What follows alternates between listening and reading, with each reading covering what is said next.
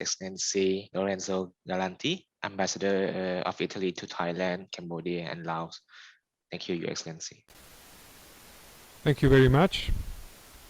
Your Excellency Sophia, Mr. Tassilo Brinzer, Chairman of Eurocham Cambodia, Professor Romeo Orlandi, Vice President of the Italy-ASEAN Association, Mr. Aurelio Flacco, ICBA Chairman and Honorary Consul of Italy in Phnom Penh, distinguished speakers and guests, ladies, gentlemen.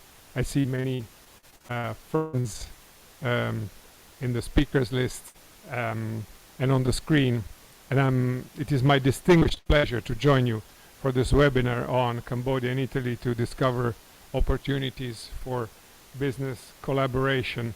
I would like to express my appreciation to Eurocham Cambodia and the Italy-Cambodia Business Association for organizing this event and inviting me.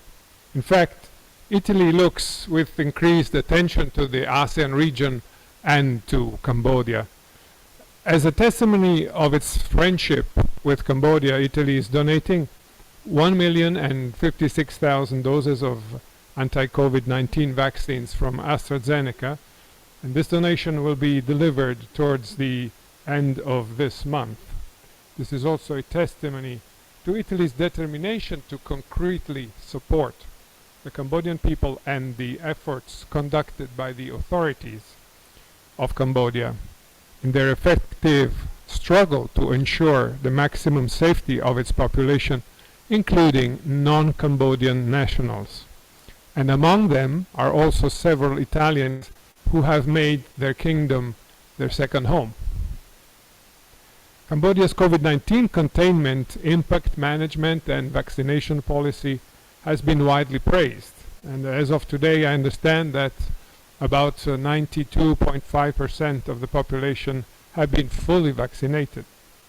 And an educational campaign was recently launched at national level to raise awareness on health protection and vaccination. So while the world is sadly confronted with many challenges, including unprovoked aggression by Russia on Ukraine and heinous violations of human rights and international humanitarian law, I would like to express, in fact, Italy's appreciation for Cambodia's constructive role in United Nations fora and for its current presidency of ASEAN. A great responsibility indeed that comes after the successful organization of the 13th ASEM summit last November. And I like here to recall that Italy's participation to the ASEM summit also included several cultural initiatives in the framework of the ASEM Cultural Festival. Back to the ASEAN chairmanship, the theme of the Cambodian chairmanship is addressing challenges together, and it perfectly matches the actions that Italy undertakes to implement its newly established development partnership with ASEAN. This partnership is a tool to advance ASEAN's institutional capabilities and assisting its member states in areas of common interest. As an example, in this framework, Italy has granted direct financial support to the ASEAN Regional Mine Action Center that is located in Phnom Penh. ARMAC is the acronym. ARMAC is a center of excellence under the ASEAN Security Cooperation to encourage the efforts to address landmines and explosive remnants of war. Italy has so far contributed 100,000 euro to the center and has committed to grant further support to its activities. Italy is also a member of the European Union, and during the COVID-19 pandemic, Team Europe, meaning the European Union and its member states, including Italy, stood together with Cambodia and mobilized $443 million in loans and grants to combat the pandemic and mitigate its socio-economic impact.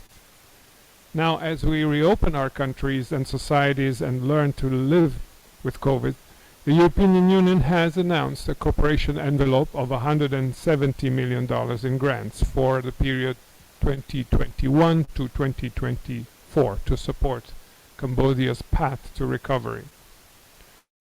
Let me say, we do recognize the strong economic potential of Cambodia, both in terms of trade and investment. While the Italian business community in Cambodia is growing, I'm confident that the economic reforms undertaken by Cambodia will attract more and more business operators. Trade between Italy and Cambodia has in fact bounced back in 2021, reaching 416 million euros, with a 12% increase from the year before. And I trust that this trade will exceed the 500 million euro mark, so as to return to the level of 2019.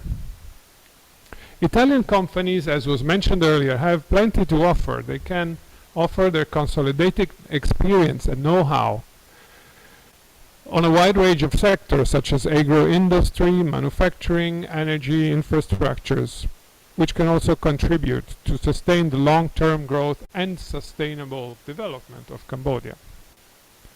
We look forward to cooperating with Cambodia in those sectors while we look to a green, digital, inclusive recovery from the pandemic and its social impact.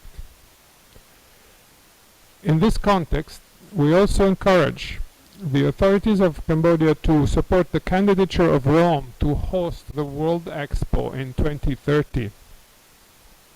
The theme of Rome's candidature is People and Territories, Urban Regeneration, Inclusion, Innovation. The theme places clearly a strong emphasis on sustainable development, on the need for regeneration of territories in the light of the green and digital transition. Regeneration is a process that Rome has undertaken several times in its 28 centuries of history. Your Excellency 𝐂𝐸𝐤𝐬𝐬, you launched a proposal, a challenge I would say, to host a meeting in Bangkok with Italian entrepreneurs who are already active here, mainly investing here. And this challenge I take up gladly. So I'm definitely interested on working on this project. At the same time, also allow me to remind that the Italy-ASEAN Association, and Professor Romeo Orlandi might mention this later, and the Italian think tank Ambrosetti, the European House, do organize every year what they call the Italy-ASEAN High-Level Economic Dialogue, which is supposed to take place in Kuala Lumpur at the end of June this year. I encourage the participation of Cambodian authorities and representatives of the private sector, so as to get involved in a group where the Italian side is composed, of course, by companies, and is composed by companies which are already interested in this particular region of the world. But the meeting in Bangkok is, of course, an excellent proposal, and again, I will gladly take it up. In conclusion, I look forward to our discussion and wish you all a very pleasant and fruitful seminar. Thank you for your attention.